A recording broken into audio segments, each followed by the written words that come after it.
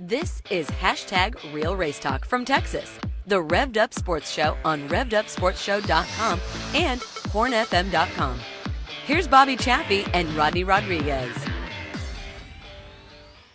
Trying day for Kyle Busch. Let's start at the beginning. You get in the wall, fight all the way back. What was that incident there, the lapper? I don't know. Was told he was going to go high. I thought he was going to go high. He went middle because I thought he was going to go high. And killed our day. I don't know. I mean, should have run fourth probably, but instead 19th. I don't know. We're the top echelon of motorsports, and we got guys that have never won late model races running out here on the racetrack. It's pathetic. They don't know where to go. So, what else do you do? And for you guys just going through the playoffs, you had that 45-point buffer.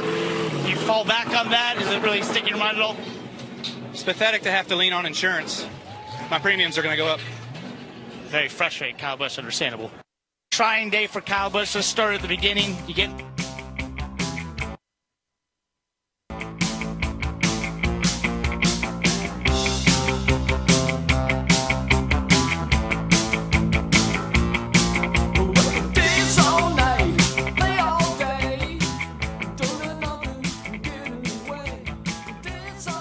Live radio at its finest here on the Revved Up Sports Show.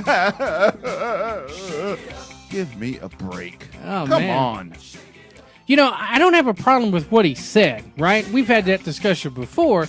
But the problem is, if you're going to be an asshole all the time, not just when you lose. The cars bring us in.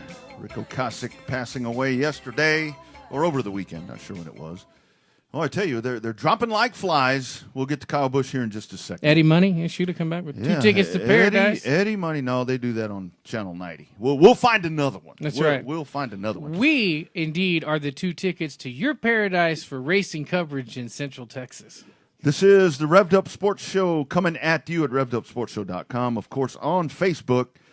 Talking all kinds of good stuff as we have another Monday fun day, as they always say.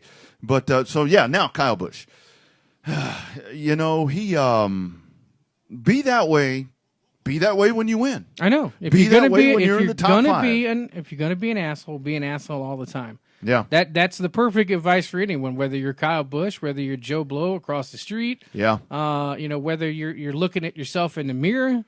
You know, if you are who you are, be an asshole all the time. Yeah, and you know the whole thing about it is you can go back in and I mean watch that and see how it happened and all of that and I mean could it have been avoided? I mean I think so. I wasn't behind the wheel, but if you go back and rehash that, a couple of other cars got by. In reality, the 66 or which one was it? Was it the 52? 52. In reality, the 52, well, he hit the 66 too, I think, there towards the end. Yeah, I think so. In reality, the 52 never really moved.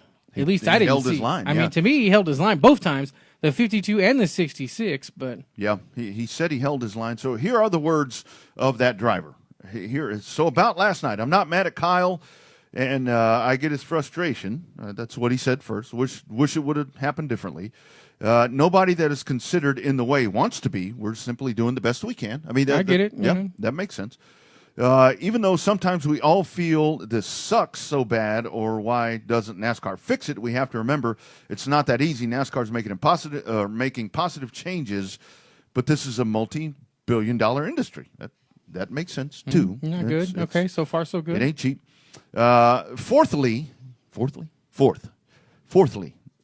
I don't think I can be competitive. I do think I can be competitive in the right equipment, and I will even go a step further and say, with time and equal funding, my teams with Rick Ware Racing and Johnny Davis Motorsports can be competitive too. With time and a lot of money. Now, no disrespect to Rick Ware Racing, but Johnny Davis Racing. Now, Johnny Davis has upped his stuff. He has. In the Xfinity Series. Yeah, he really has. And then, as his friend Ross would say, the sun will always come up tomorrow, which it did, and that's really that great. was Garrett Smithley, I believe. Yeah, yes. Garrett Smithley, and of course there was more after with Kyle Busch. We don't have that sound. Actually, we do have the sound. But we won't run that. Oh, his wonderful. I'm only here so I don't get fined. And see that is where I have more issue with it. And it's like, yeah, I mean, I know that you're frustrated with the TV coverage and all of that, but that right there, where you sit there and I mean, don't try to be Marshawn Lynch. I mean, that's get over that. I mean, again, what's he gonna do? What's he gonna do if he wins this week? Where are they racing this week? Richmond, Saturday night. What happens? NBCSN. What happens if he wins Richmond? He pulls into victory lane. There's no cameras, nobody to point the camera at Samantha and the kid. Then what? I mean, somebody will point the camera. Oh, I'm sure. But, you know, he does have a valid point. I mean, he just needs to. I really think that it's one of those things where take a step back, think about it before. I love the intensity. I mean, the dude's best driver there is. But, man, just. I just want to see consistency. Present it better. I just want to see consistency. It's always whenever he doesn't win, he turns into just a gigantic crybaby. He does. I mean, he really does. And it is polarizing to an extent that's like, dude, really? Come on. You know, everybody needs to be somewhat mellow. Even as vanilla as Jimmy Johnson got called all those years, whether he crashed or he won, it was the same dude. No doubt about it. Can you put Kyle Busch in the shoes of Jimmy Johnson not making we've seen this, not making the playoffs. Whew, imagine that. I think the best analogy is when he got pissed off at Talladega when he got caught up in a wreck running last. Yeah. And he still missed the playoffs and, yeah. Doesn't matter where I run, yada yada. Yeah, you know what, dude? That's why if we had a chance to interview him on the show, we'd be like, "Yes, sir, how you doing? Thanks for coming on the show." But at the same time, we just want to see some consistency about it. You're trying to tell me after you watched that race last night that passing is still an issue with this package on a mile and a half? And that's the biggest bitch that I have about the whole thing. He keeps going back to that. His teammate passed a shitload of people. So did Joey Logano. Hell, so did he. After he hit the wall, he restarted like 15th with like 75 laps to go. Was running top 5 when he ran into the back of that car. This package makes you have to drive, and this is what we wanted. The car tomorrow. He didn't like that one either. Mm-hmm. And, obviously, I know that you want to win. You want to be the best, and that's all well and good. But you have to be well-rounded to be well-respected in this sport. You do. And when he does what he did yesterday, and I'm a Kyle Busch fan. I mean, he's not my go-to driver, but I admire and appreciate how damn good he is. I'm jealous of the talent he has. I know, but doesn't in the equation, isn't it greatness over, what did you say one time? It's greatness over, not adversity. Oh Lord, did I personality or something? I was preaching, for crying out loud. Where's the bell? Oh, there. I was preaching. It's just regardless of how good he is, that's fine. But the personality and the reaction to adversity is not equal to greatness. It's like we'll put this in we being dudes. And probably most of what's watching right now is dudes. Speaking of, by the way, 7 o'clock, speaking of dudes, Johnny Torres will join us. That's right, the dude. Yeah, Johnny Torres will jump on. In a snake-free zone, I might add. That's no it. Snakes here tonight, That's Johnny. It. We'll talk some good stuff. Nice joke with him last night. I messaged him, hey, you want to do this tomorrow? He's like, after a bad weekend? Even better. I'm like, yeah. That's what made Joe Spillman interview so much good. Yeah, it could be worse. But here's kind of the analogy that I use. So let's say Bobby, you and I are single guys, and we're going to go out and we're going to try to find us a couple of double dates, and we see these really great looking chicks, or ladies. We see these two really nice looking ladies, and you and I are like, hey, let's say they're twins. Okay, that's good because I was wondering which one of us was going to be the wingman. Right. Let's say they're twins, and we're going to go up to them and try to ask them to court them for one night or whatever. And they court them, not pay them correctly. That's right. That's right. That's exactly. That's right. You keep going. I'm going to have to drink some. So we meet these girls. They're super good looking, and they're very nice initially or whatever. And then we go to dinner with the double date, with the twins, with the Wrigley Gum twins. And we get over there and they mess up their order and they turn into, whoa. What do we do? If they don't have an Adam's apple, we don't leave, I don't think. well, and then the meal's probably going to be free. So if they're not yelling at us, that changes things. Yeah, but you know, it's But the whole it's thing. perception and interpretation, right? Right. It's like, come on. I mean, yes, I know. And the whole antics with, you know, he's answering the same questions. I mean, he doesn't mind answering the same question when they're asking him how great the Gibbs cars are and, you know, how he's outrunning the teammates. And again, the guy's a great car racer. Mm-hmm. But, man, get that attitude in line. It's crazy. It's one thing. I think if you have the talent that Kyle Busch has, if you had an easier going attitude and was more mellow, I think that he could legit compete with Chase Elliott for most popular driver. I really think he could. Because he's got the talent, right? You know, he is one of the best that's ever strapped in, regardless of what you feel about his 200 total.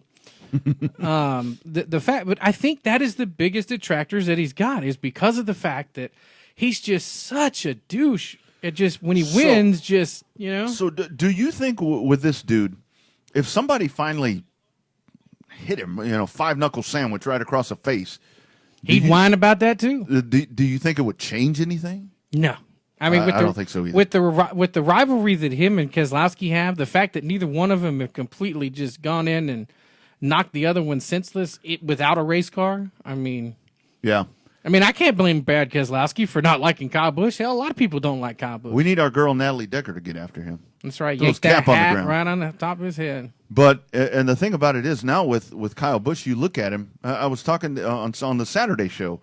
We talked to the producer from Blink of an Eye, which was really good, and he was talking about. Remember when Mikey Waltrip went to DEI? How he kind of his whole appearance transformed. I got to say, Kyle Busch now, you know, with the beard and all of that. I mean, the dude kind of looks like a badass, and then he does what he did last night, and the whole thing. Then he just looks like an ass. But so that was the question. That was the question that we put, and you all that are aboard there, you can tell us: is he a badass or just an ass? And I mean, I'm sure I know where it's going, but he here's the whole story, Bobby. When it's all said and done, he's gonna back up whatever he says. That's true. Like I always say, in the immortal words of Kid Rock, it's not cocky if you back it up. That's it. However, you know, this is an ultimate. Like I don't understand why. I guess because M&M sells more than Snickers. With his attitude all the time, it's like, come on, Snickers. Here, Kyle, you're not being yourself when you lose. Yeah. Well, would he? And we saw the Michael Waltrip thing where Michael Waltrip made fun of himself. I mean, there's a part of the film there where he says he's at the wrong track because he was the and those were loser. Really popular commercials. Yeah, they were. So would Kyle Busch lower himself to that standard? That's a great commercial there. Would he do that? I bet not. God, if they did that though, that'd be gold, right? Yeah, that's the perfect that's the perfect Daytona 500 right there. That's the championship commercial right there, right? If he wins, you know, have all the clips where he's mad, and then like here, have a Snickers. You're not yourself, and then poof, you know, have him holding up the. Yeah. So I mean, it seems like everybody's saying just an ass, which I don't know, man. It's an unpopular. I see everybody piling on him, but you got to love the intensity, though. Well, actually, I just like the honesty. I mean, there's times that we've said the same things. Why is somebody in a car that's 3 or 4 laps down? You know, at some point, NASCAR's not going to make a car that's a couple of laps down go off the racetrack, but then it's at the same time. You know, we see it in ARCA all the time. Yeah. I mean, you have to have by like lap 5, like there's 5 cars already a lap down. We complain about, you know, there's not 40 cars anymore. Well, if we take the other 6 or 7 that aren't competitive, then we're down to what, 32? Mm-hmm. And, you know, I don't know. And speaking of that, I did have the question today. Let's talk about Vegas, the rest of that besides that. Keep telling us what you think there about old BK or KB. Oof. Getting all these confused here. Everybody's all, you know. KB. The race last night, I did get the question you see on Facebook. Somebody said, "Whoa, why were all those stands covered up?" I don't know, but the stands that were there looked pretty good. They're not covered up. That's just the layout of the grandstands now. They're actually gone. They're gone. Yeah, I told the guy, I said, they're actually gone. But what did you think of that race? For as much domination as there was between Joey Logano, Kevin Harvick, and at the end Martin Truex Jr., there was a hell of a lot of action in that race. I thought they're finding ways to make these races good. I mean, the restarts. I mean, they went the trucks went. Did you see the trucks 5 did. wide going into turn 1? did. I mean, come on. There were multiple times they were 4 and 5 wide on the straightaway. They went into turn 1 a couple of times 4 wide. Granted, most of the time they did good to do 2 wide, but yeah, this package is giving us some really good stuff. I mean, those guys that came from the back, despite Kyle Busch's analogy of people not being able to pass. I mean, Logano was lights out. I tell he you, should have won both stages, but he got screwed by a lap car too. And he ain't said nothing. I mean, he was like, I mean, not on camera. He was like, I should have won. He was like, I should have won stage 2, but I didn't. That's what he said after the race was over. Yeah. So back on the Earnhardt theme, I mean, obviously Kyle Busch is wearing the black hat. But the funny thing is, why was it when Earnhardt did what he did, people loved him? Kyle Busch does stuff, and I mean, I wasn't the biggest Earnhardt fan. I mean, he would run over the drivers I liked. I was a Waltrip fan. I loved Terry Labonte. He would run my people over. Perception versus interpretation. Was it that Dale was a common dude, and Kyle's a little bit of a There's not, because Kyle Busch has always been this way. He's always kind of been the brat, right? Yeah. Even compared to his brother Kurt. Kurt was, at one point, he was an asshole, but he totally embraced it. He did. Yeah, Kyle Busch hasn't. He made no bones about it. Yeah, he's like, I'm an asshole and I know it, right? Of course, that also cost him the job at Penske and probably helped him get out at Roush. But he's a little more mellow now, and his they got his medicine right. It's that good woman. But she is kind of cute, Ashley. isn't she? Yes. The funny part. I'll take Ashley over Samantha. Really? That's shocking. I mean. Yeah. Yeah. You were more like a, beanpole. Well, Ashley's not, Amazon or anything like that. No. But she's got. Never mind. I almost had a line from Pensacola. No. Don't need that. Don't need that.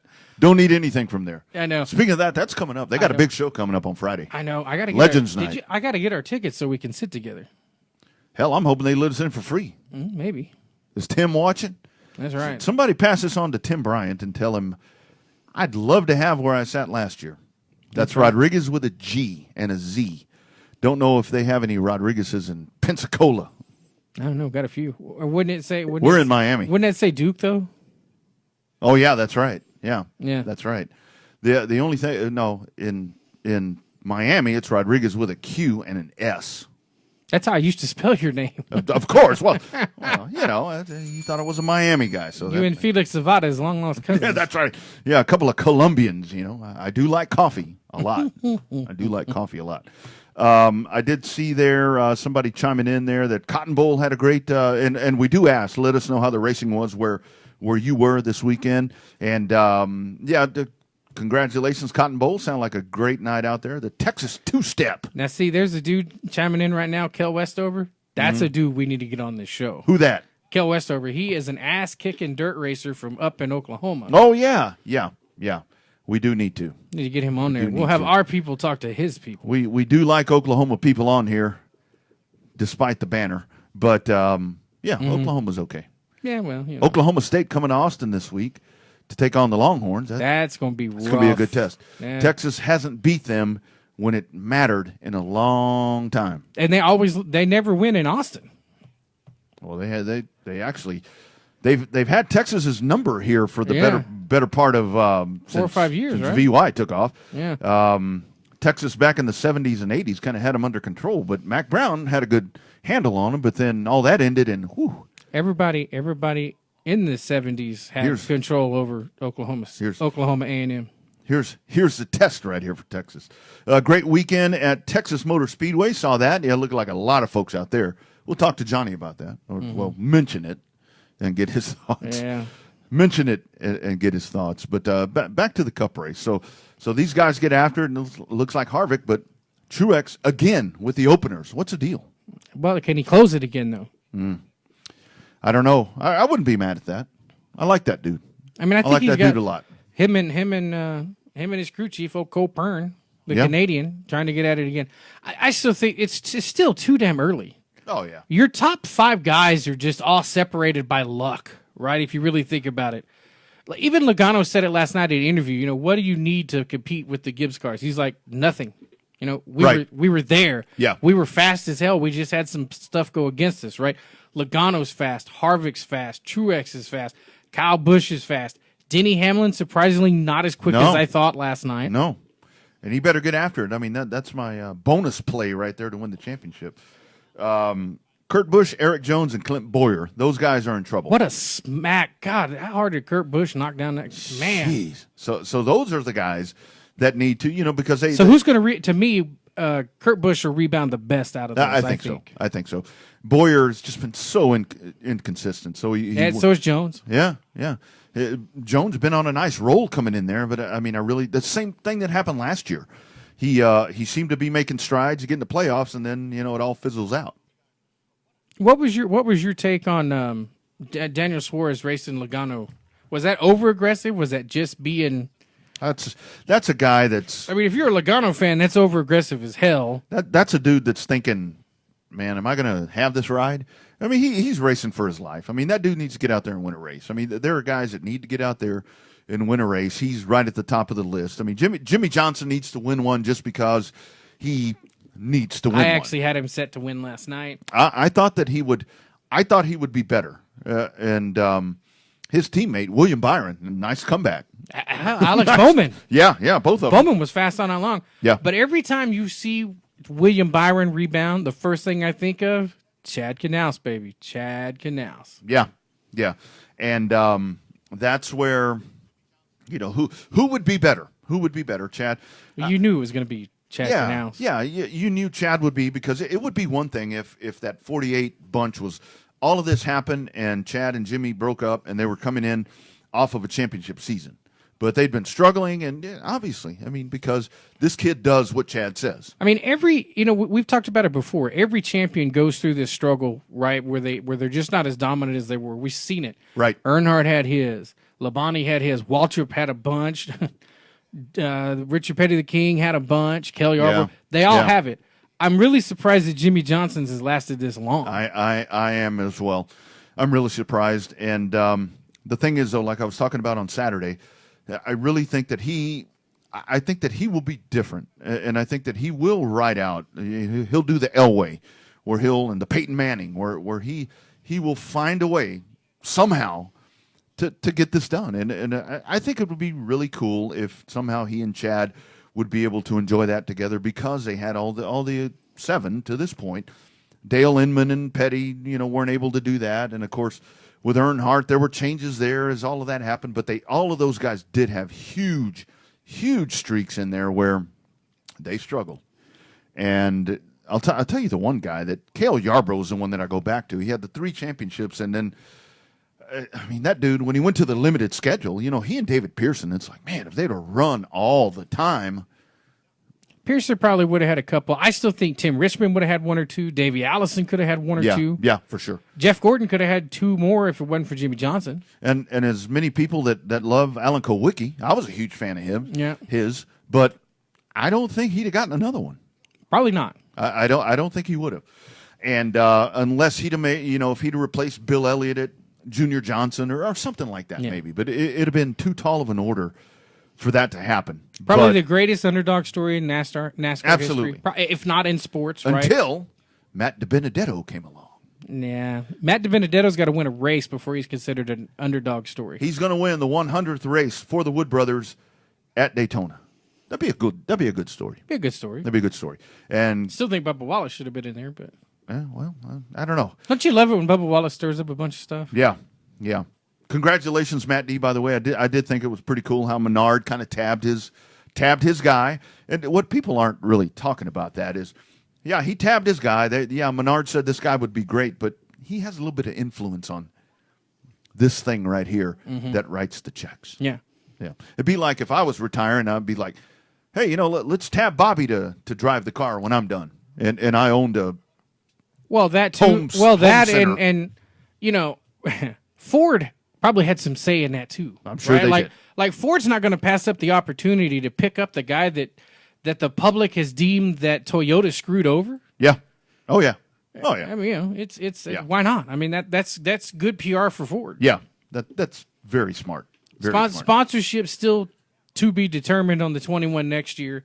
It would be. They said it'd be a lot of Menards and their Menards and Ford contractors or whatever the heck.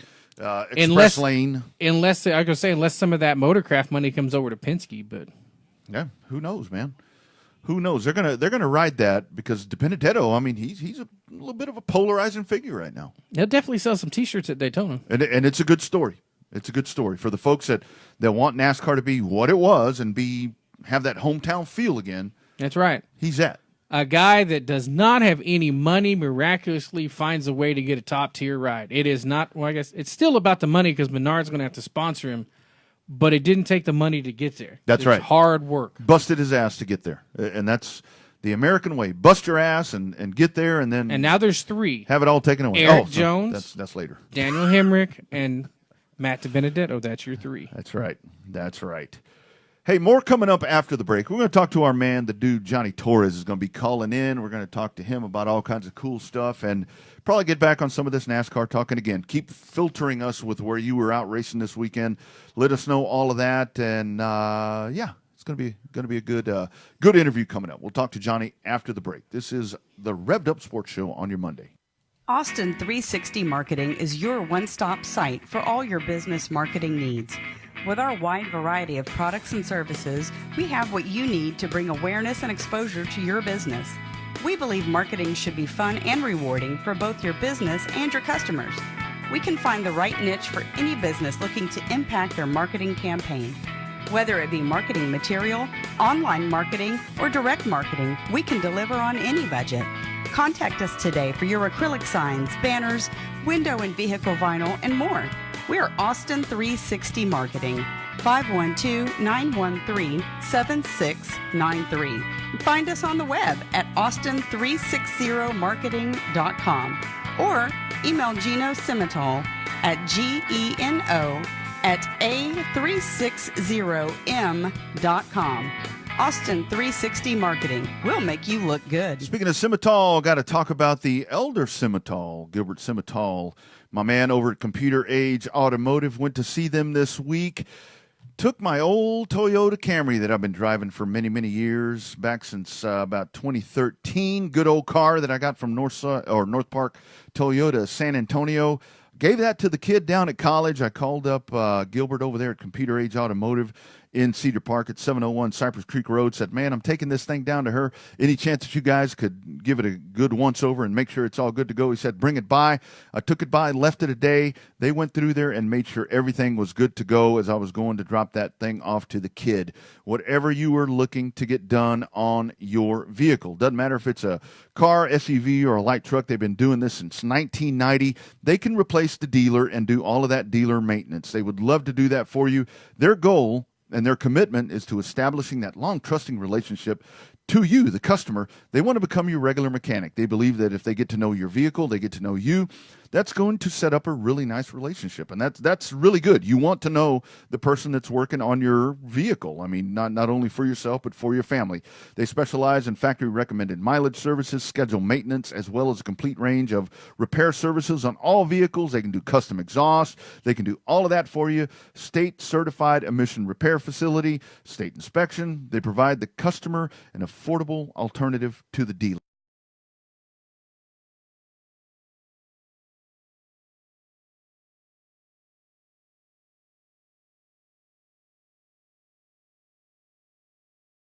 Cedar Park, 701 Cypress Creek Road. It is computerageautomotive.com. Go see them. They are ready to take care of you.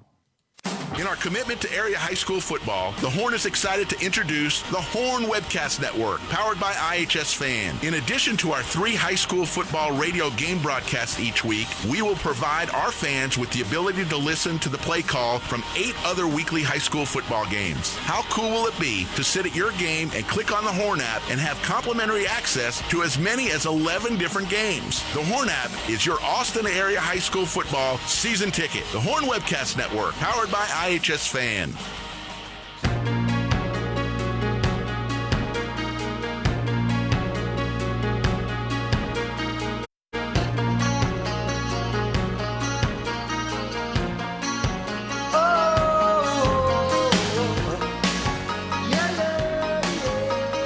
Eduardo Dinero. Eddie Money for Like I say. you folks that don't know that. Spanish. Spanish. Rest in peace, Eddie Money, as well as Rico Kessick from the Cars. Yeah, and Mike if Stefanik. I know, that was crazy. I was watching that over at somebody's house, and I was like, dude, when the hell did Mike Stefanik die? And they're like, who? Right after they dropped the rag last night. Yeah. Unfortunate. What a great modified racer. Past Rookie of the Year in the Gander Truck Series. K&N East Champion. Did a lot of really good stuff. Mike Stefanik, rest in peace. That's a sad loss. Yeah, and his little ultralight there. So Yes, sir. But now we go to the happy stuff. Well, mostly happy, minus this weekend up north. We're now joined by a dude that we have been trying to get on the show for a hot minute, trying to get the schedules worked out and lined up. We're joined on the Revved Up Sports Show hotline by none other than the dude, South Texas Sweet Tea, Johnny Torres. Johnny, how the hell's it going, man? How y'all doing? It's nice to be on the show, on this side of the show. I'm on the other side listening a lot, and that's always enjoyable. So Yeah, a lot of fun stories, you know. Yeah, this is one place for Johnny, for all of us that have grown up in this, and of course I say grown up, and I'm like elder on y'all for a lot of years, but this is one place where we try to keep that part alive. You know, we love the new stuff, but man, let's talk about the old days. Oh yeah, I grew up in a bunch of people that had been on your show, and obviously before I was racing, I feel like the biggest race fan in the stands. So I enjoy listening to a lot of those guys talk and hearing their side of the story, because I was just in the stands. I didn't know what was going on, you know, behind the scenes, but they've kind of explained a little bit of it, and I'm like, oh, I remember that race, you know. Yeah, absolutely. We appreciate that, man. So, Johnny, go back to the beginning, right? So you kind of opened up and alluded to the first couple of questions we got. For those that don't know, that are just now learning about this dude that's out winning races all over the Southeast, talk about how Johnny Torres began the beginnings there in South Texas. Well, I started watching races at San Antonio Speedway, and then we would follow the TIDA, which turned into Romco. My dad would take me pretty much to every show they had, and we'd go to Texas Dirt Speedway on Fridays back then. It was behind Alamo Dragway. Yes, sir. My dad raced a little bit, and then he was working for Joe Horn, and Joe Horn offered one day, hey, you want to race this car? And because I was always working on him, and I was about 14 years old, and he asked if I wanted to race the car, and I was like, well, shoot, yeah, you know, for sure I want to race. So I raced it, and he said, you know, go out there and put around back of the pack, just get a feel for the car, and you know, I had other plans. So I ended up almost winning that race, and and ever since then I was hooked. So let's talk about that. I remember your dad. Your dad, actually, when Frank was, I think the first time, and this would have been 85, 86, when my dad raced out there at the Oval at SAS. Frank was a tech guy, so he did racing, and he had that fun job. Yeah. I heard a lot of stories about the tech man part of the, but they always say, you know, you hire the biggest cheater to become the tech man, and it always works out well. Well, that's kind of where I was. I mean, that works for a reason, Johnny. Yeah, he was known to bend the rules, I guess you could say. I remember vividly, there was one, this was back in the street stock days, and there was, that's back when you had to pull 15 pounds of compression on those old Novas back there, and my dad's car wouldn't pull that. I mean, he wasn't trying to. But I remember Frank, he told him how to make it pass, even if it couldn't. Hell, that's a good tech man right there. We had a lot of different opinions on how to follow the rules. So that would, you know, I like to, when I want to race, I want to make sure that I'm right. You know, I don't want to have to worry about if I win, am I going to make it past tech, you know. So, and he was always kind of like, well, you know, we could be a little faster. I'm like, no, let's just do it this way. It was hard to teach that out, to get that out of him. Coach him out of it, yeah. I mean, you have been DQ'd a couple of times, but you have taken it with class. I will say that. Yeah, I think it was just once, but that was a big oversight. Yeah, that was a big deal. We don't have enough time in the show to talk about that. It happens. I mean, it happens. And things, I think guys don't understand, and you can talk about it, you know, from Frank being on the tech side. things happen where you just, I mean, there's so much. If you're doing this correctly, you need to be doing a lot of things to your car during the week, and things just get overlooked. Yeah, no, Wayne Walker was the tech man at that time when I got DQ'd at Cotton Bowl. And he's a friend of mine. So I thought he was joking with me. He's like, hey, this isn't legal. I'm like, but yeah, whatever. He's like, no, I'm serious. I was like, you're serious? You're not kidding? He's like, no, I'm not kidding. I was like, all right. Yeah. That was always the crappy part. Jack Sandifer and I have been friends for years, and I can't tell you how many times he's disqualified me. And it's like, Jack, I thought we were friends. He's like, we're friends. We're friends when you get your ass off my tech pad. Yeah, and I respect him, because I feel like we're good enough friends to where, if he's gonna be honest with me, he's gonna be honest with anybody. And so, I respect for a tech man that'll, follow the rules, and I don't expect no breaks, and I'm hoping, no one else gets any breaks. Yep, that's why they write the rules. That's right. Yep. So, Johnny, I'm going to go off course just a bit. So you talk about rules and stuff. One of the things that people always tell us, the joy of IMCA racing is that you could take your car anywhere in the country as long as there's an IMCA banner somewhere, you have the IMCA rules. As a racer, I mean, does that help you? Does that kind of change where you may go to try to travel somewhere? Or, how does that ruling for you, as we like to call a blue collar racer, how does that set of rules kind of change what you do? Well, that's why I race a sport mod, because I really like street stock cars and I like modifieds, but a sport mod, you can take it anywhere. I could go race from February to almost December. I could find somewhere to race. It's not like, oh, does my car fit the rules? I can find somewhere to race with a sport mod. And that's why I have a sport mod, because I like to race a lot, and I like to race sometimes at random times. We've been sitting around the house at 12 or 1 o'clock and say, let's go race. And we go race, because there's always somewhere to race with a sport mod.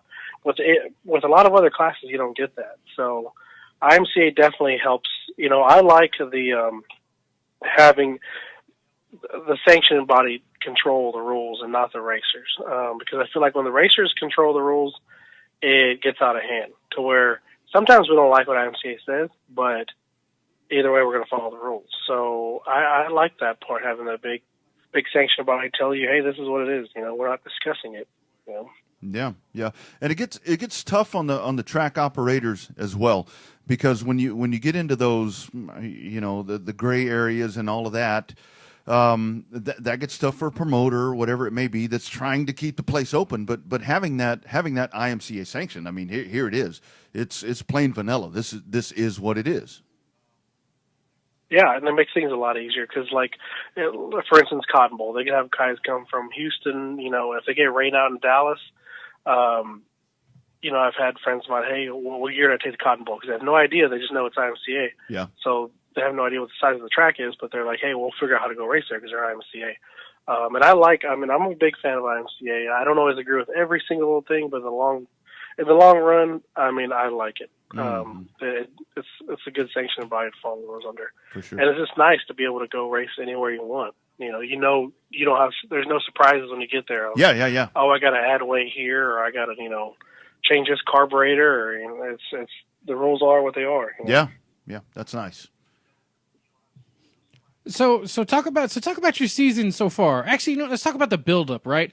I know we've been traveling out a little bit. You kind of left the confines of I-37 when they closed. You obviously raced down at Corpus. We've seen you race up at Cotton Bowl. Hell, we've even seen you race a little bit in Mississippi. So how have you gone from the small town? I guess San Antonio is not necessarily a small town, but how do you go from this local guy to start winning races far out from where we are here? Well, I ran I-37 a lot, and they had this IMCA Lone Star Series in 2012, and I was pretty much a local racer before then. And then they had this series that traveled across tracks all over Waco, Dallas-Fort Worth area. So I thought that'd be fun. We started off in Abilene, and I wasn't running for the points then. It was three races there, and we came out of there about second or third. I was like, well, let's go to the next one in Kennedale. So we went there, and it was a lot of fun. So I ended up doing the whole thing and won that. So after that was done, I thought that was a lot of fun going to different tracks, Yeah. and meeting different people and racing against people we've never raced against. So there was a couple of little series that I thought looked interesting and fun and different, because I've raced sport mods for so long. Every once in a while, it's like, well, do the same thing over and over. It gets kind of boring. So, this new track, to me, I love going and racing new tracks and seeing a different track and, having to adjust your car to a different track. So whenever a series pops up, it always kind of catches my eye. So I've done a few of those, and Yeah. that's taken me to Mississippi and Oklahoma and Dallas-Fort Worth area. I try to I feel like I can adjust to a different track pretty fast, and it's just exciting. It keeps things exciting, I guess you could say.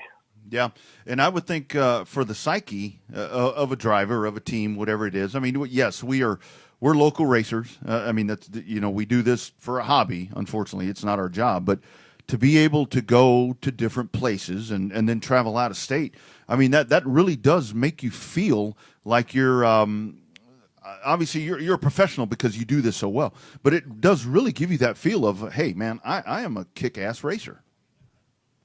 And I can't say that it's all on my own because I have a lot of help, that Sure allows me to go do all that. Yeah. And so I take advantage of it. I'm like, hey, I got help that lets me go race, other places. So I'm gonna take advantage of it because you never know when that help's not gonna be there. So right. That's the way I feel right now. It's like I'm gonna take advantage of going racing wherever I can. Heck yeah. For instance, I had going to TMS this weekend. That's an expensive trip, but I figured I'm prepared to do it, so let's go. I haven't gone. I don't race a whole lot of races like that because it's a big deal to go racing for 4 days, and it's expensive. So now that I have some help, I figured I might as well take advantage of that chance and go do it and see what I can do. Absolutely. This week it didn't work out very well, but and you talked about Corpus, racing in Corpus. I love racing in Corpus. There's a lot of my friends race there, and Stevie Whitaker he's a good friend of mine. He runs the track now, and so every chance I can get, I go down there. Of course, I'm gonna support my local track, but whenever they're not running, I try to make it down there. Hey, speaking of Stevie, I heard that you're taking over South Texas next year. I sure hope not. I mean, that's what I was told. I mean, I've heard rumors of taking South Texas over. Even there's been a few people come and ask me, hey, so you're running I-37 next year? I was like, that's the first I ever heard of that. We heard Cotton Bowl. But yeah. Texas. I would actually, so my dad promoted I-37 with Joe Horn for a little while. I remember that, yeah. And I helped him out, obviously every night, whenever I could, and I liked it. I told him he was stupid for doing it, and now I kind of want to do that. Oh boy, here comes the rumors. I think people have heard that I kind of want to do it, and I feel like that racer perspective. I race in a lot of different places. Yeah. And now Stevie kind of wants to race. We've talked about it, but nothing too serious. Now that'd be a hell of a team right there. That would be interesting. That'd be a good team. Well, he kind of wants to race, and I told him, I said, if you go back to racing, you're gonna run off half the field, right? Because you win every week. Yeah. So, I mean, I don't think it's anything too far fetched. I love, I'll do whatever it takes to keep South Texas racing strong. Because I'm proud of the racers that come out of South Texas. I always feel like we're one big team, one big family. So if I had to not race every week to run a track for the better of South Texas racing, I would definitely do it. Yeah, I hear you. Yeah. Well, while that's a great ambition, make sure you go back and listen to our show with Joe Spillman before you jump in with both feet. I'm just saying.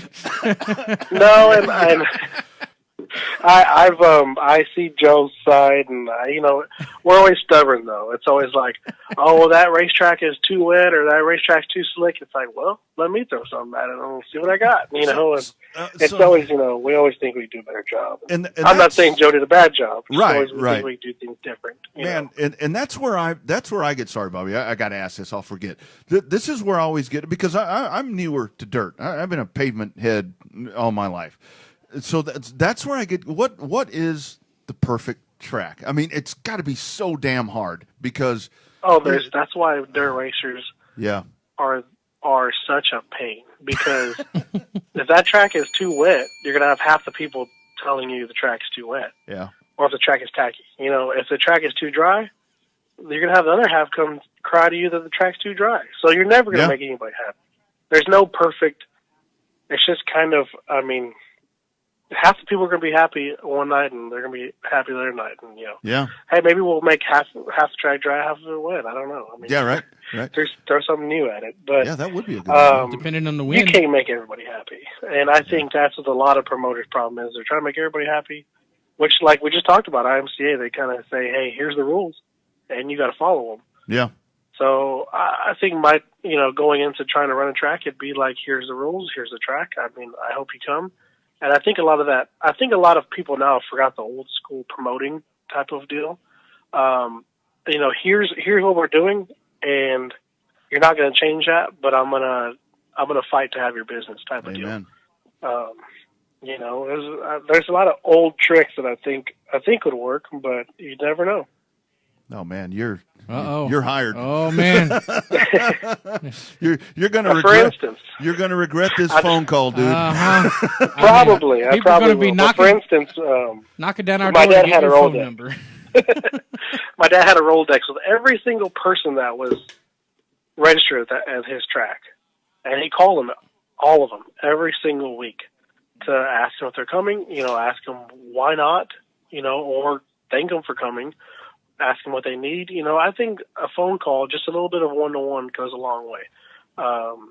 Abilene Speedway mails out flyers for their race every year. Mm-hmm. And I want to say, I'm not going. But then I see that flyer, and I see that they actually took the time to mail me a flyer. I'm like, well, maybe I will go, because they care about the racer, And I think we have some good promoters. I think, I just think that I've seen the promoting side, and I've seen the racing side. I think I could try to make a good thing a little bit better, to say. So it definitely is a new challenge, but I mean, it's far-fetched. You don't know if that's going to happen or not. So, and I will tell you, I mean, I haven't. I think your dad learned that from Joe Horn, because I remember when my dad raced at San Antonio every Wednesday in Lockhart.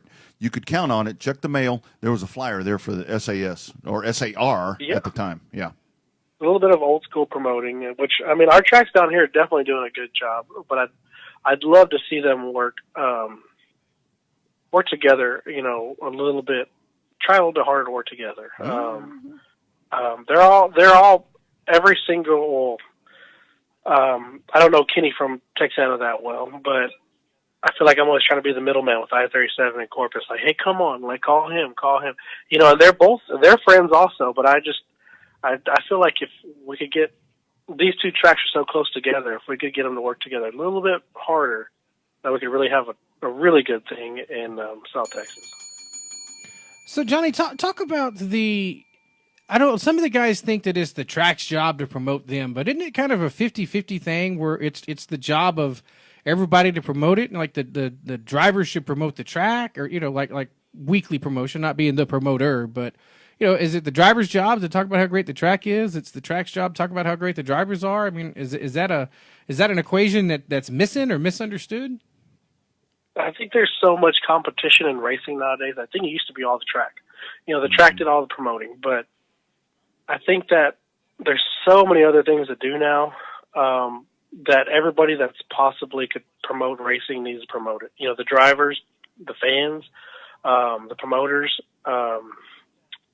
I think we all need to get on board and try to keep this sport alive, because it's definitely, it's slowly trickling down. You've seen that. Yeah. You've seen what's happened to asphalt racing, and dirt racing is a little bit more affordable, so it's still hanging on, but it's definitely not on an uphill swing. Yeah. The racing's still just as good, but it's just there's so many more things to do, with your family on Friday, Saturday night, that it's making it tough. It's nothing that the tracks are doing wrong. It's just, you see all these buildings, these fancy movie theaters that have, everything you can imagine there, and they're 2 miles away compared to going 20, 30, 40 miles to the racetrack. And so I think we all need to step up and try to keep their racing alive.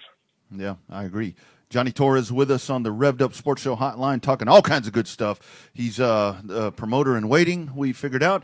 But no, definitely not. So it's along the lines of what you're saying there. I know out here at Cotton Bowl, I've been out there to announce a couple of times this year, and I've seen a real concerted effort from the racers and the racing folks out there to where they're putting money in the purse and all of that. I love that, but at the same time, that kind of scares me when it gets. It's like, man, if that doesn't happen, what's going to happen? So I really think you hit the nail on the head there, where it takes a lot of people pitching in for the long run.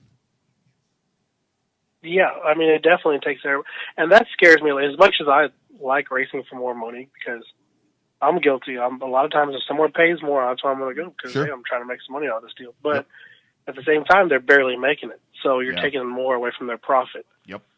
Luckily, I think Cotton Bowl got some sponsors to do that, and I wish I could have gone, but I got to run for those points, and I always say I'm not going to run for points, and then when it comes around, I do. That's one of the things I talk about tracks working together more, though. I mean, there was only, I think, 3 nights where I-37 wasn't racing, and Cotton Bowl was. And one of those nights was last week at TMS. So it's like, I love going to Cotton Bowl, but I hardly get the chance. But I see both sides because they both got a race to keep the doors open. Sure. It's like, Yeah. But at the same time, if we're racing and we got, 9, 10 cars in each class, so we're really making money in this deal. Is the track making money? Right. So, I mean, it's tough. I mean, it's not an easy task, I'm sure. But I feel like we got to all work together to make this work. No doubt. So out of curiosity, like we've had a couple of people on the show that run all 3 tracks, kind of like you do. But the question that we get sometimes is Cotton Bowl, they're 30 miles the other side of Bastrop or 20 miles out of Bastrop it is, and the track in Pleasanton. I mean, are they? I can understand where 37 and South Texas need to work together because they're an hour drive or so apart, but. Is Cotton Bowl really competition to I-37 or even STS? I mean, is the gap too big, or is there still just not enough racers to go around? Well, actually, you talk about the gap. Well, Cotton Bowl is actually closer for me than Corpus is, because a lot of I-37 racers are in, the San Antonio area, right?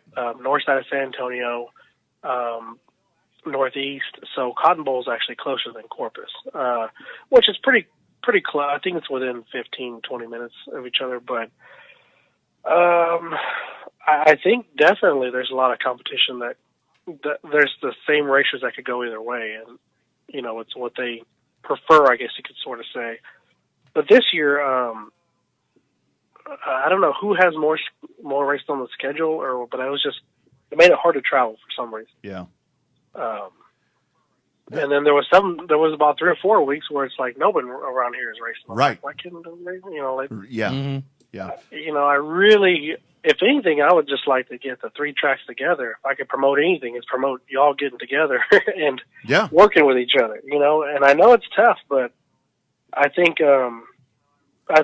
social media has kind of maybe hurt that a little bit, because it used to be, hey, let's go to dinner and talk about it. Well, instead it's like, well, let's post something on Facebook, and maybe the other promoter gets mad, and so-and-so gets mad. All of a sudden they don't like each other, which before, hey, let's go to dinner and let's talk about this.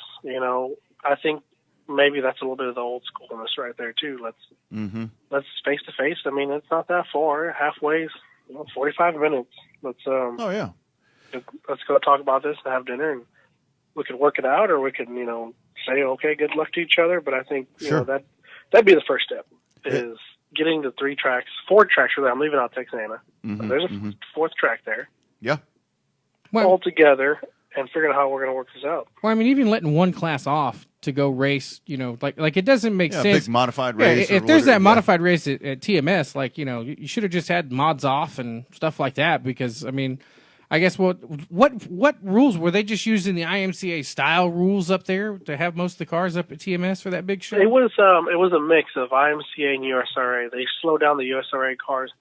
they added 50 pounds in front of the mid plate, limited their tires, took the spoilers off, so they kind of met in the middle. So they didn't meet in the middle. They slowed down the USRA cars where they felt like IMCA car could compete.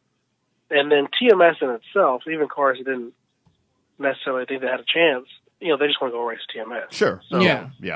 they're going to get car count. It's easy for them. TMS is easy to pull car count, I feel like, because everybody wants to race there. Yeah. It's something different, something exciting. Yeah. That's a really nice place. I don't know that. Big venue. Absolutely. That's a once-in-a-lifetime thing for a lot of guys. So I really think, because you talked about those tracks, about 37 and South Texas and Texana, all of that.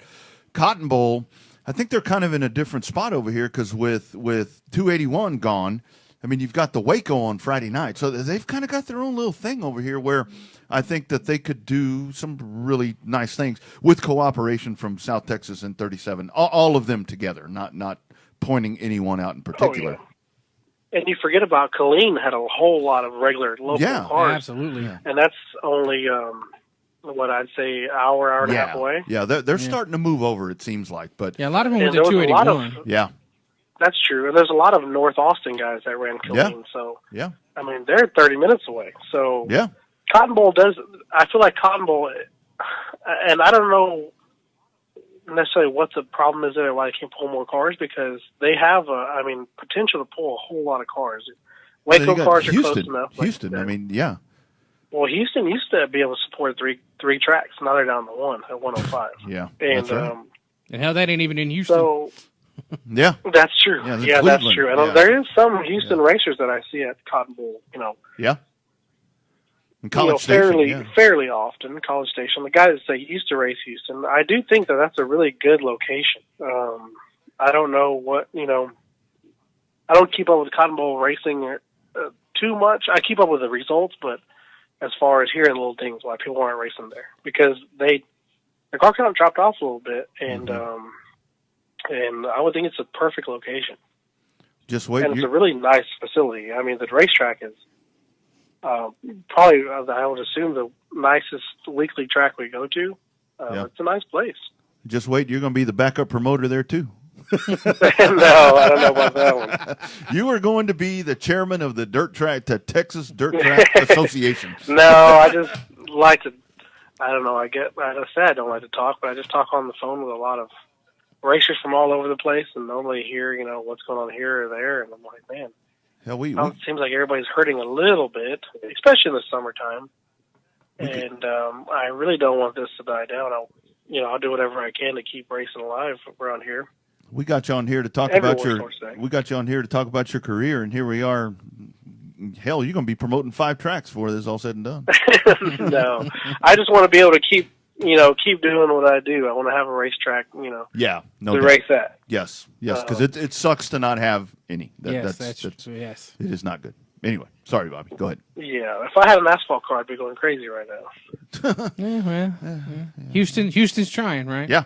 That's good. Big things coming up. Yeah. Hopefully they get everything together and figure out how to get some cars and some fans. Yeah. I actually went to Houston, HMP on a Sunday. I think it was 2 weeks ago. Yeah. To the drag strip, and we parked on the round-around track. And I thought, man, they pull a lot of fans for the drag strip. They didn't figure out how to get some of these guys to the circle track. It's getting better. Yeah, it's not what it once was, but it is getting better. Yeah. That's good, because it's an extremely nice place. There's even talk about them running a factory stock or even a sport mod down there. So if you talk about expanding your horizons, that might. And the rumor that we heard was no change in tires. Yeah. Nothing. Wow. Like you just show up with your dirt tires, you get. I think they're going to change two tire compounds. I think is what they were going to look at.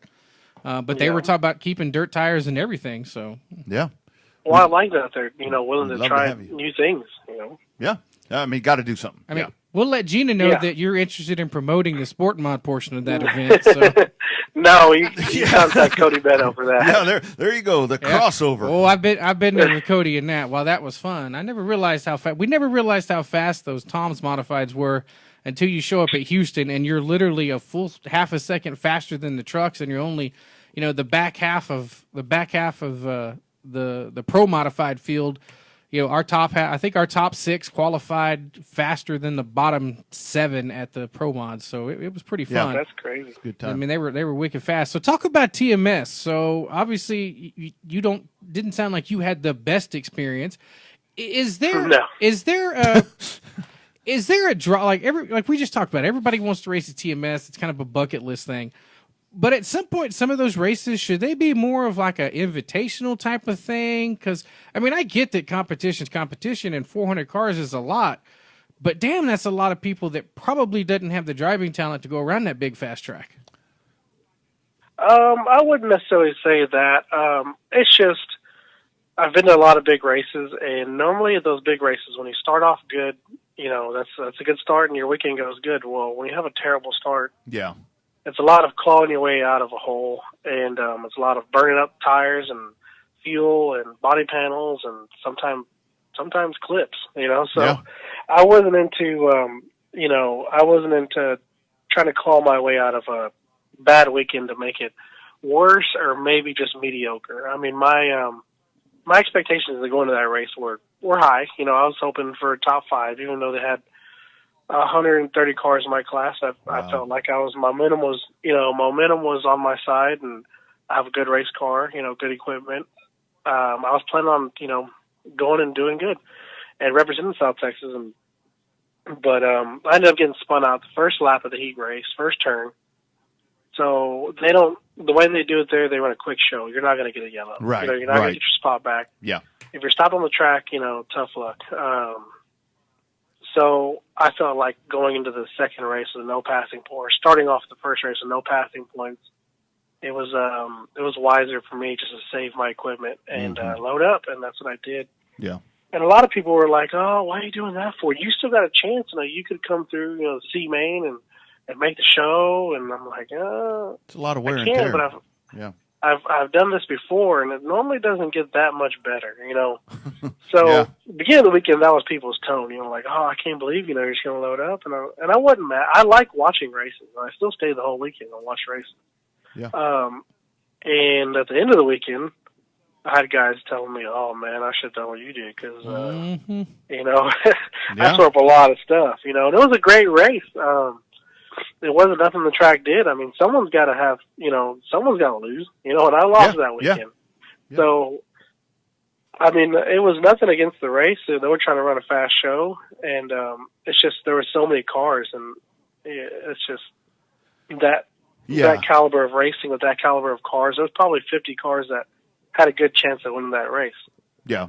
When you have that car count, you have to one do of your that. heat races is an all-star race at any track on any given weekend. Oh, exactly. And, people feel like, you got a fast car, so can't, but there's a lot of fast cars here. So you're not just going to fly by those guys like it's a normal race. So I felt like it was just wiser for me to, just load up then. And, and I still don't regret that. There was a lot of torn up stuff because everybody sees it as, well, this is TMS. This is the biggest race of the year. I'm going to go out here and give it my all. Well, only one guy was going to win that race. And there's a lot of people that went home with 12 race cars. And that's every big race, though. Sure. Sure.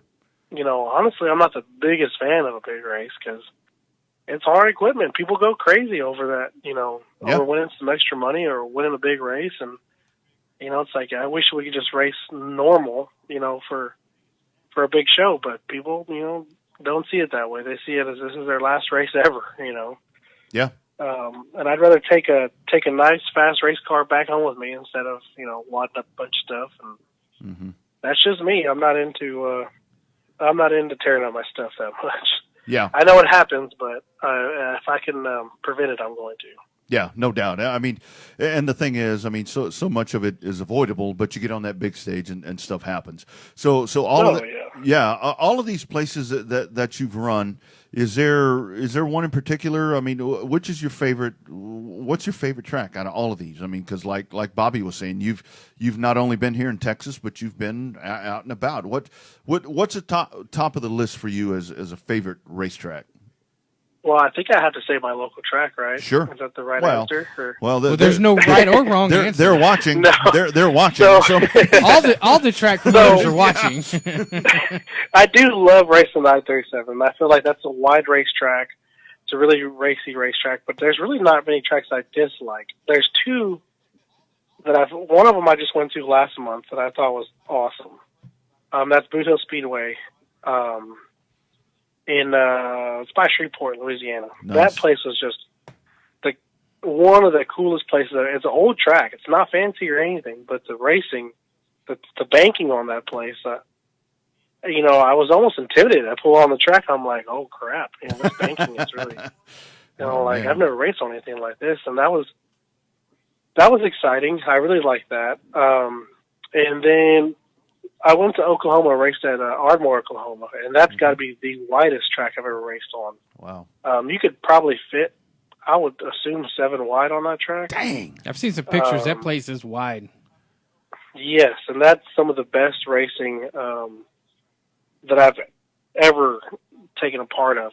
That place was pretty cool. A funny story about that place is I went, first night, everybody told me, don't go to the bottom. I know you always want to run the bottom of the racetrack. Just the top is the place to be. I'm like, okay, well, So I started, I think, second or third row in the main event. They had 40 or 50 cars there. And I'm running the top of the racetrack. Next thing you know, I'm running like 15th. Thinking, man, they all said don't go to the bottom, but yeah. I mean, the bottom looks nice down there all by itself, So I'm like, screw it, let's go to the bottom. Yeah. Ended up running second, almost winning the race. And I was like, man, I'm never listening to anybody again. I'm always running the bottom. I don't care what they say. That's right. But that place is 2 different racetracks in one. Like, it's a big old high banked fast racetrack, and then on the bottom it's not that far around on the bottom, and it's flat and slow, but if you could figure out how to get around it, it's pretty good. I mean, that's what I liked about it. They got something for everybody there. You know? Yeah. That's and awesome. I'm normally I'm going around the shortest part of the track. Yeah. That's awesome. So can you literally tell the difference between the dirt from South Texas to the dirt at Cotton Bowl, that red dirt, all the way over to Mississippi to Oklahoma? I mean, is it really like people say, or do you need to do it like the Chili Bowl does, where they keep all that dirt in a shed and move it out once a year? I mean, it's a little. You can feel the difference, but it's not. The main difference is some tracks go slicker than others. Like, for instance, Corpus, it never really slows down. It goes dry, but it's not like I'm going to slow it, goes dry slick. It just goes dry. It stays pretty fast. Cotton Bowl, it can be extremely wet, and then 2 heat races later, it's dry slick. Right. But that's what I love about dirt racing is everywhere is different, and everywhere changes different. Some racetracks hold moisture longer than others. Some just, even when they're wet, they're slick. Like red dirt, I feel like that's always slick. It's every track is different. You can feel the difference in the track, but that's one thing that I really like about dirt racing is you never know what you're going to get. Yeah. Totally unpredictable. It's always a curve. Yeah. It's always a learning curve. Yeah. 1 week you can win, the last race at I-37, I won by half a track. I might run 10th this week. Like, you never know. You never know what you're going to get. And that's what I love about it. Because if it was the same thing every week, I know y'all are asphalt guys, but that would be boring. I mean, Sure. And you're always trying to stay ahead of, stay ahead of the curve, like, oh, well, let me make this change. And I feel like I'm pretty decent at adjusting my car, but at the same time, I adjust on too much, and that hurts me sometimes. And some guys, never change anything, and that helps them sometimes, Yeah. It's pretty cool, the different type of racers, the different, type of cars. Some cars are fast on a tacky racetrack. Some cars are fast on a dry slick racetrack. Same thing with drivers, And I think that's what keeps it exciting every week. Why you see a lot of different winners in dirt racing, too. Yeah, I have to agree with you because I know one of the first times that I tried to run a dwarf car on dirt, we went to South Texas, and I won the heat race. I took off and just left everybody and won the heat race. And so I go back in, and we leave it alone. I'm thinking, man, as good as that car was, hell, we ain't touching nothing. Don't touch it. Don't touch it. And we went out for the main event, and I think I got lapped 2 times. So it's like, okay. Yeah, that's the way it is. I mean, if you don't change your car, and sometimes you throw, the wrong change at it. There's been plenty of times where, I change a bunch of stuff on my car, and then I pull on the racetrack and think, oh, crap, this will be a long race.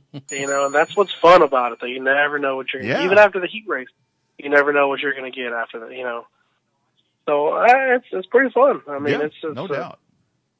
Never-ending challenge, Mm-hmm. So this whole promoter thing. So if somebody said to you, says, "Hey Johnny, we're going to let you build the track that you want, like the track that the ideal perfect track for you," is there anything that pops into your mind? And there's really no right or wrong answer, but what comes to your mind if you can build whatever you want to build? What is it? Oh, that's a tough one. I mean, of course you're going to have to keep it close to the same size as everywhere else around here. Mm-hmm. Oh, that's a good political answer. I like that. Yeah. So you want cars to come. I feel like all the tracks around here could use more banking, but I don't. That turns it into more of a faster track, and I'm more of a stop and go type of guy, so I don't know I'd want that. Right. But I think a high banked, a little bit shorter of a quarter mile. Of course, in the San Antonio area would be nice because even I-37 is 50 minutes for us. That's I think a good ways out. Yeah, but I mean everywhere. That's the closest place by far. So I couldn't really tell you. I mean, I think the existing tracks we got, are good enough. Yeah, and that's a good thing because there's plenty of them. That's the beauty of it. Well, they talked about building that track by the drag strip. Yeah. Yeah. And where I keep my race car is only about a mile and a half away. So that'd be perfect for me. But you could drive I'm all against that because Yeah. I'm thinking we don't need more competition around. Well, that was my point. In South Texas. Yeah, that was my point. Like, we don't need. Have they turned any dirt over there? Yeah. They turned any dirt over there for the asphalt track? No. I pass by every day and I've never seen anything happen. Nothing happening. Well, that's okay. That was a very promoter type answer for the track that you want. That's good. You're on the right track, Johnny. Well, and honestly, from a pavement guy, they don't need a pavement track over there right now. I mean, there's one, make that one work, and then we'll deal with the competitors later. But and that's already a plenty nice track, plenty nice facility, great market. Just like dirt tracks, we have plenty nice dirt tracks, and in good locations. So, we don't need anything else. We just need to. My biggest deal is we need to try to all work together because there's not enough racers or fans left anymore to be competing against each other. I totally agree. Totally agree. That's the biggest takeaway. But the ones left are the diehards, so we're probably not going anywhere. That's right. That's right. We did have a comment on the Facebook thread there, and that's the one thing that I have noticed when I've seen you in person racing or pictures and everything. You always have a really, really good looking car. That's a prideful thing, isn't it? Where you want to have a damn good looking car. Well, I take a lot of pride in my equipment, and I have good equipment. And it started off as I feel like if I could have a car that sparked the eye, maybe it could spark if someone wanted to sponsor a car, I think, well, I like the way that one. Let's not sponsor that one. Other than if a guy had duct tape numbers and body panels falling off, they probably wouldn't want to sponsor that car. Exactly. So I wanted a presentable car, and then it turned into. My dad's eyesight wasn't good. He's like, "Can you make the car bright?" So I put a lot of fluorescent colors on the car. Yeah. And I just always kind of liked the brighter car after that. And then now I actually have a black and white car because I don't know if y'all know, but I just got a new car about a month ago. And mid-season, it was kind of it was a really quick deal, but it was an unexpected deal. Couldn't pass Monday I had my old car, and I was planning on racing that weekend, and the next Monday I was picking up a new car, and my other car was already sold. Hate it when that happens. So so now I always thought, I need these crazy wraps, I need this and that. So I told him, well, just put a white body on it. And he's like, okay. So I just, Anthony Gordon, All In Designs, as Russell was actually my first ever sponsor, and he sponsored me 5 gallons of race fuel. And this was a long time ago. I was in middle school, I think. Wow. But so I was like, well, just just do something quick. And I was like, just do black numbers. And he's like, black? What color all anyone? I was like, no, let's just do black numbers and we'll do something next week. Yeah. So he cut all the logos and numbers and everything, just plain black. And I've never had so many people compliment a car. Like, oh, this car looks really nice. Looks fast. Looks fast. I was like, it's just black letters on a white car. Well, it looks good. Now I'm like, well, I guess I like it too because everyone else likes it. Yeah. So I think just people can see that it's nice equipment, and I take care of it. I mean, I'm not going to show up to the track with a beat-up body or with a muddy car. You know, I think people can tell I take care of it. So yeah. that kind of makes it a nice factor. You know, I just feel like some guy shows up with a beat-up car and, you know, but he's not prepared. And I'm definitely prepared every week when I go racing. You know, that might get me in the doghouse a little bit if I'm not being home so much. But car's always race ready. You know, that's all right. And worst comes to worst, she kicks you out. You got more time to work on the car. That's right. That's true.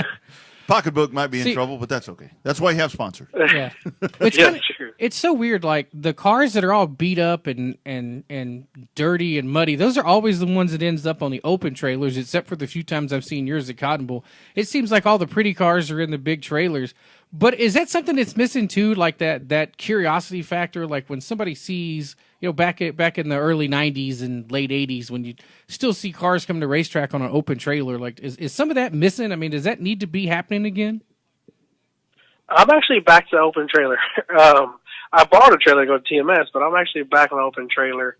You know, the enclosed trailer was a sponsor of mine, and so yeah, I feel like that's a bad excuse when people say, "Oh, you know, I just this is all I got." You know, open trailer. You know, that I'm on a borrowed open trailer, so there's no excuse to have, you know, not being able to prepare your car.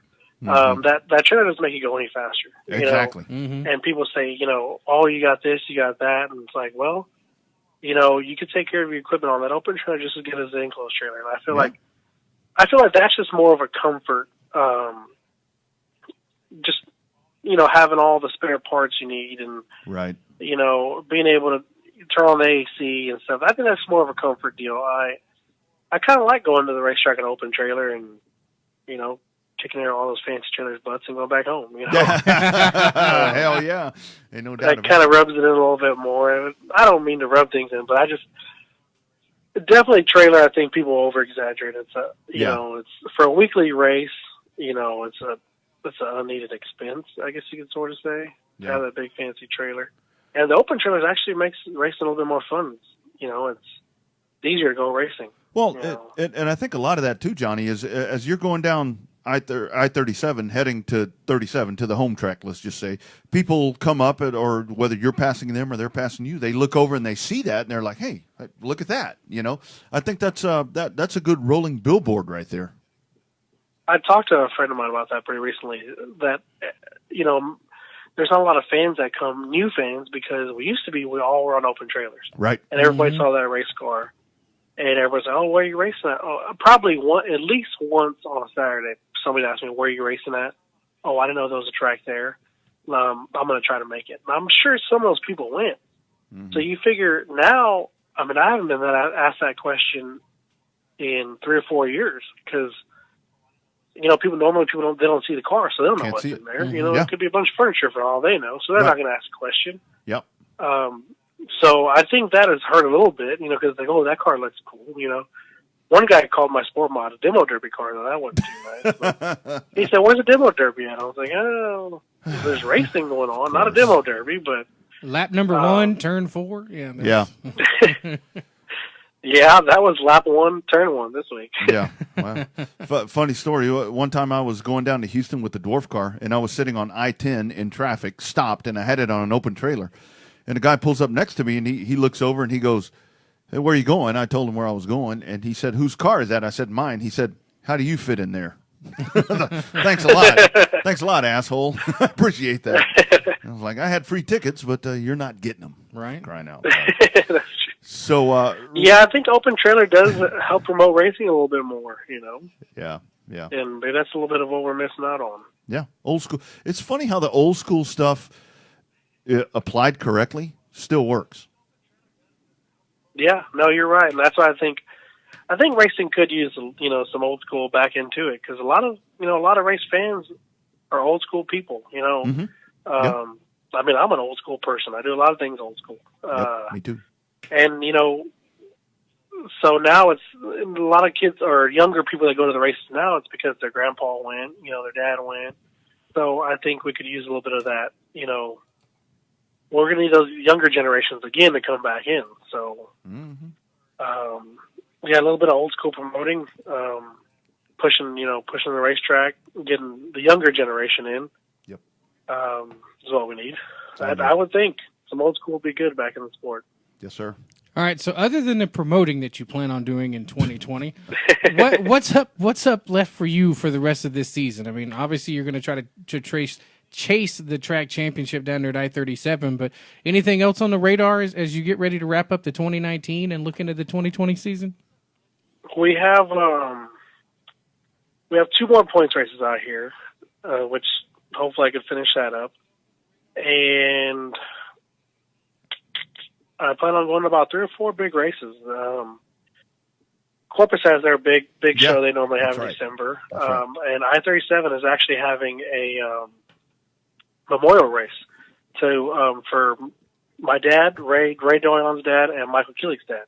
Yep. So that's going to be a big deal. I'll be trying to push that. Get some cars in for that. Get some fans in the stands. Maybe doing a throwback scheme or something. Sweet. To something he'd be proud of. So that's a big deal. I'm going to hopefully try to win that race. I try to win I plan on winning that race. Yeah. But That's right. So and then Abilene has a race that I enjoy going to. I haven't been to in the last few years. It's the weekend after that. It's mid-October. I want to get back to doing that because it was always a fun weekend, and this stuff has to be fun, and I've always had fun at that race. So I'm going to plan to do that. That's the good thing about having a sport mod is from now until late November, I can race every weekend, and I'll probably race more big races than I say. I always end up racing more than I say I'm going to. Yeah. Because because we get bored. All we know is racing. So yeah. Mm-hmm. But yeah, there's definitely every track has a big show. I'm talking about all the South Texas track have big shows. Cottonwood is a big show. Texana Raceway Park has Aaron Hudgens Memorial, which is always a big show. I-37 has, they're called a DTK Memorial. Yeah. So I just feel like if we could all get on board and all support that, that track's big show, to make it better for everybody. I plan on attending every single one of them. So yeah. Normally, Bobby's seen me at Cotton Bowl. Pretty much whenever they ever paid more, I always showed up. Yeah. It's not all about the money. It's just about the prestige of winning the biggest race of the year. Yeah. Yeah. Yeah. So I'll be there for that, and that's the TMS deal. That was the biggest race of the year, so everyone wanted to win that. Well, that didn't go as planned, so hopefully it can finish off on a strong note.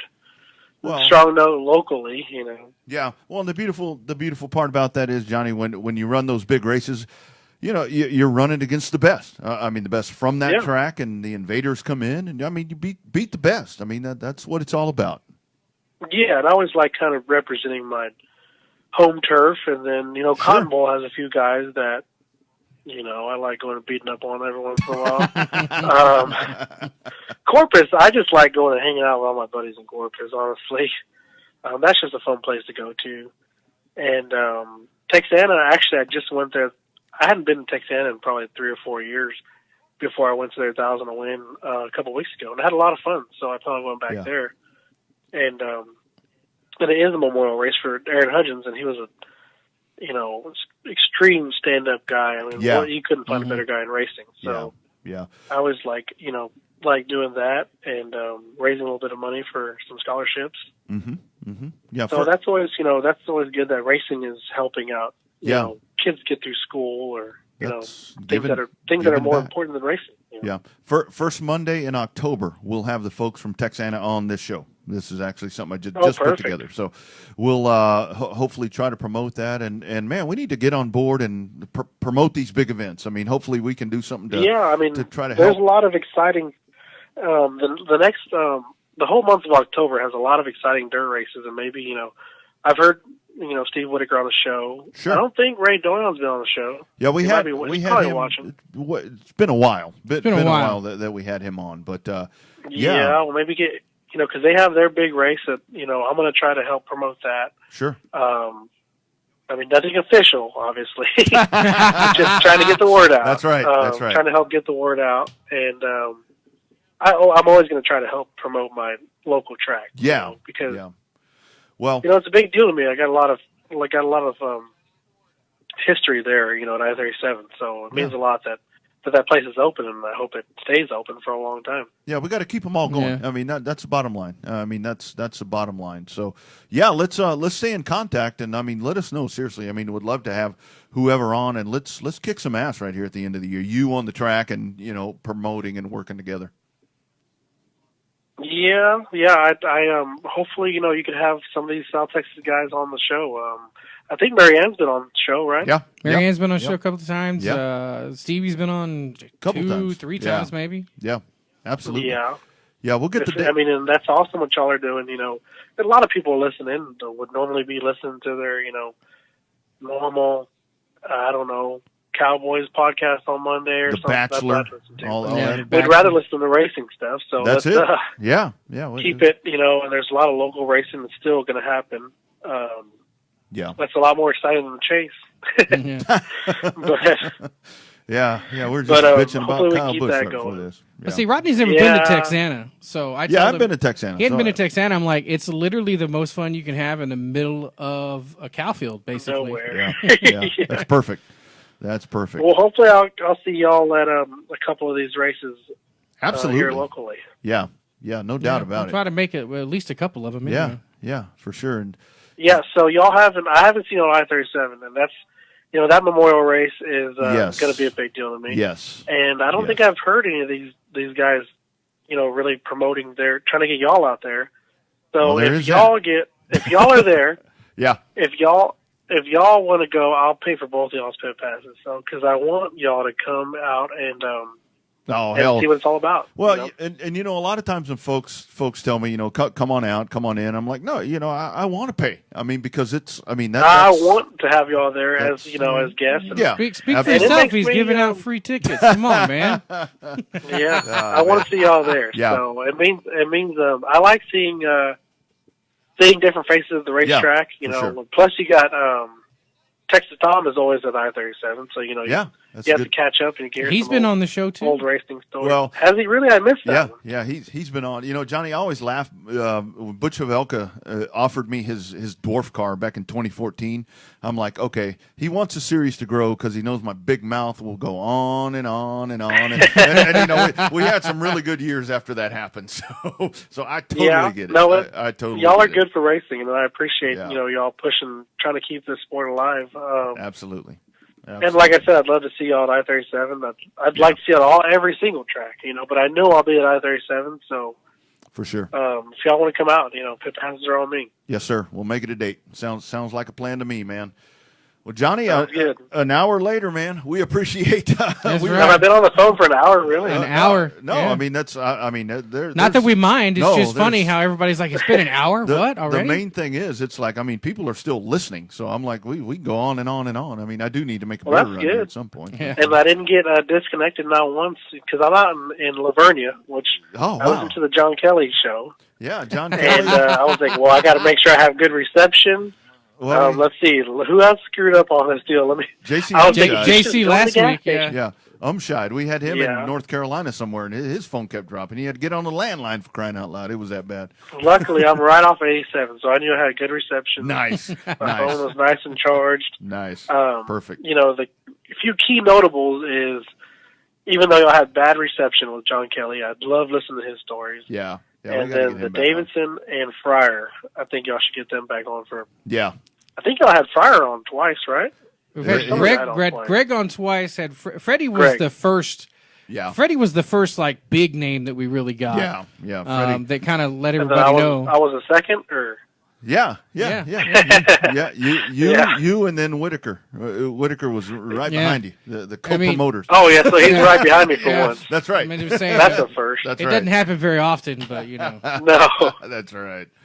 Oh, Johnny. No, yeah. So I really enjoyed it though. Absolutely, man. Let's stay in contact. I'll shoot you over my cell phone if I haven't already, and we'll make it happen, man. Let's get after it. Sounds good. All right, man. Appreciate the time, dude. Keep kicking ass, and good luck, man. Y'all take care. All right, all right, dude, man. take See care. you, Johnny. All right. Yes, sir. Johnny Torres talking racing. It's so funny. It was like, wait, Promoter. an hour, and he was probably thinking he'd be good to get 15 minutes, right? Over here giving away tickets. Yeah, as a promoter. I know that's a promoter in waiting. Promoter. Totally right there. PIW, promoter in waiting. But some of the stuff he says is the stuff that we say. It's yet true story. it's the same thing. Like some people just need to hear it a different way, right? Yeah, it's it really is a matter of, and he did say, dirt's not in a bad place, but you just think about it, it is kind of taking a few steps back, and it's the infighting that hurt asphalt racing is now starting to erode the dirt just a tick. Literally, and it is very. I mean, I don't mean this in a bad way. It's very saturated. There's a lot of it, and it's great that there's a lot of tracks, but that's when you have the in family problems that he's talking about there, and they're starting to work on new schedules as 2020 is coming right around. So hopefully take that to heart, and these promoters can get on the same page, and I think it'll work out nicely. Well, I think where the dirt stuff is actually kind of saved, where the asphalt stuff just completely fell off the rails, is that at least the IMCA stuff, right? It's still affordable. Because even if the tracks that aren't necessarily IMCA sanctioned, they still run the IMCA type rules because they want those guys to travel. Yeah. Yeah, and that is the whole thing, with asphalt, is that is the beauty with the IMCA is, you started having all the fallout of the different classes, and there was this class and this class that's kind of like that class, but that right there, I mean, here it is, and that was back when asphalt was in trouble in the late 80s when folks complained about the NASCAR Winston Racing Series coming in. The rules were structured. Here they are, and they're good for two years, couple of years, 3 years, I think at one point. Make it work, and that's when everything got better, and that's what IMCA has done on a much larger scale. Four classes, one touring series, max. Nothing wrong with that. Nothing wrong with that. Thanks to Johnny Torres for being a part of it. Great discussion right there. Yeah, no, Johnny's a good guy. Like I stuff. said, we have been trying to get Johnny on for a while. He travels so much and stuff like that. But we knew he was an avid listener because we see him, logged in all the time. Yeah, so. yeah, big fan of the show, and we So appreciate let's see. that. Tommy Grimes was a big fan of the show, and he got to be on here. And then now, Johnny got to. I guess we'll just have to look in. Never who we're gonna get. Got to work on Kel Westover. Hell, even getting Shane Pretty on. He's got some old school TIDA stories. Keep bringing them on. You never know who you're going to see next on this, or see or hear next on this program. Is that's what it's all about. We like to talk about the legends, and we like to talk about the now and the future, because the future is so important. That's right. We can talk especially about when you have now a future promoter come on the air. Like that's exactly. great. The man that will be the chairman of the Texas Dirt Track Racing Association. There it is. Already gave him a name. There it is. Free right of charge. there. Free of charge. Johnny Torres, for crying out loud. Thank you, Johnny. We appreciate it. Thanks to all of you for being a part of this. We're back on Saturday with Revved Up ATX on the Horn at hornfm.com, and on the Horn app. We're back here next Monday. All the archives at RevvedUpSportsShow.com and HornFM.com. Your favorite podcast provider. Check out Revved Up Sports Show. It's there. And YouTube. I didn't know you were posting that stuff on YouTube. Man, I get a little crazy. Good Lord. It's all there. It is all there. Thanks to all of you. For Bobby, I'm Rodney. Appreciate you guys. And remember, be nice to someone. You never know what they're going through. Hell, you're going to feel better afterwards. Till next time, have a great week from Texas.